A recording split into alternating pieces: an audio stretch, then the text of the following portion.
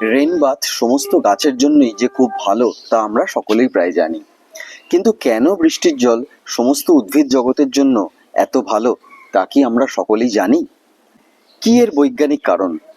একজন শিক্ষিত নার্সারি ওনার হিসেবে আমার কর্তব্য আপনাদেরকে এই ব্যাপারটা সহজভাবে বুঝিয়ে বলা।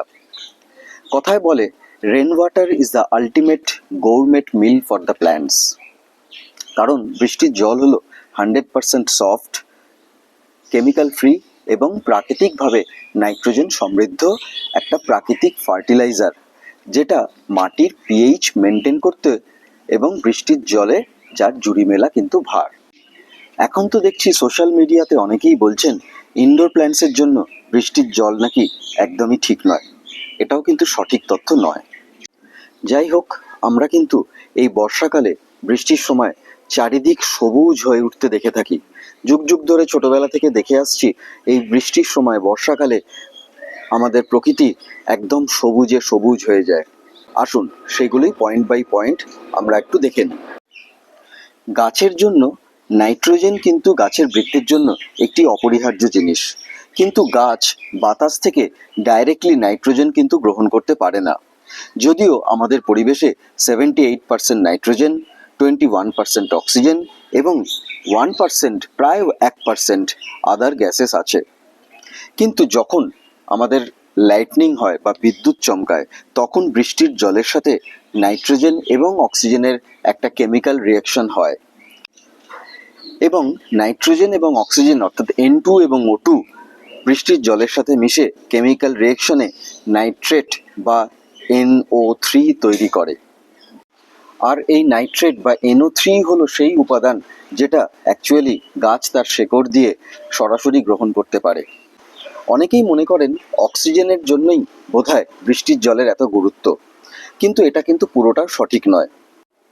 বৃষ্টির জল বাতাসের সাথে মিশে সামান্য পরিমাণে অক্সিজেন গ্রহণ করে এবং সেটা ডাইলুট পদ্ধতিতে মাটিতে এসে মেশে। তাছাড়াও বৃষ্টির জল মাটিতে সজোরে পড়ার ফলে মাটির মধ্যে ছোট ছোট পকেট তৈরি হয়, যেটা তার শিকড়কে হালকা রাখতে সাহায্য করে, কারণ শিকড় অক্সিজেন চায়। অক্সিজেনের অভাবে কি হয়? অক্সিজেনের অভাবে শেকড়ে সাফোকেশন তৈরি হয়, খাদ্য গ্রহণ প্রক্রিয়া স্লো হয়ে যায় এবং আস্তে আস্তে শেকড় কিন্তু পচতে শুরু করে, যেটাকে আমরা রুট রট বলে থাকি। তাই মাঝে মধ্যে অন্তত মাসে দুবার টবের মাটি একটা খুরুনি দিয়ে খুঁড়ে দেওয়াটা খুবই জরুরি। তাছাড়া বৃষ্টির জল পাতা পরিষ্কার রাখতে সাহায্য করে। ধুলো, বালি, বাতাসের বজ্র পদার্থ, পোকামাকড় ইত্যাদি বৃষ্টির জল কিন্তু পরিষ্কার করে দেয় ন্যাচারালি। ফলে পাতার ফটোসিনথেসিস প্রক্রিয়া অনেক সুবিধে হয় বা দ্রুত গতিতে স্বাভাবিক পদ্ধতিতে হতে পারে।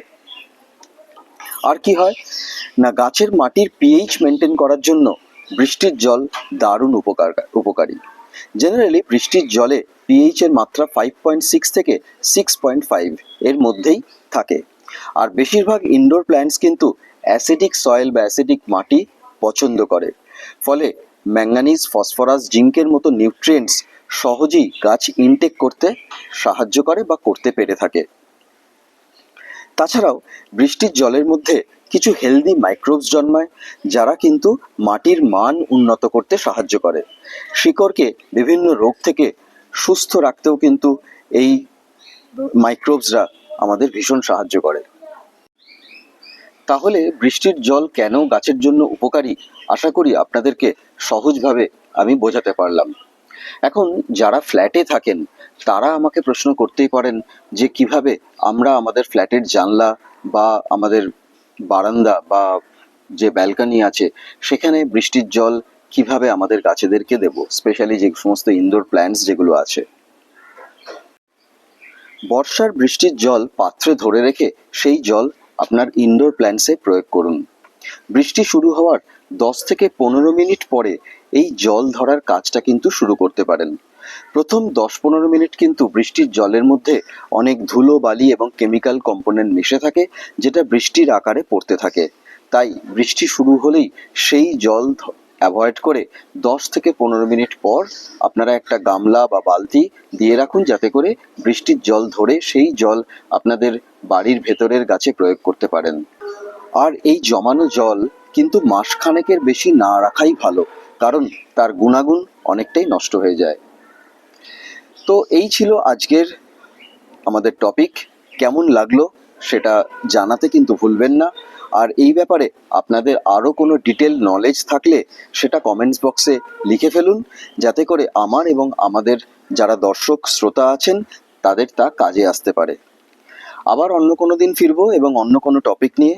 ভালো লাগলে একটা লাইক দিয়ে আমাকে ইন্সপায়ার করবেন। আর এই ধরনের ইনফরমেটিভ ভিডিও পাওয়ার জন্য আমাদের এই চ্যানেলটিকে সাবস্ক্রাইব করুন।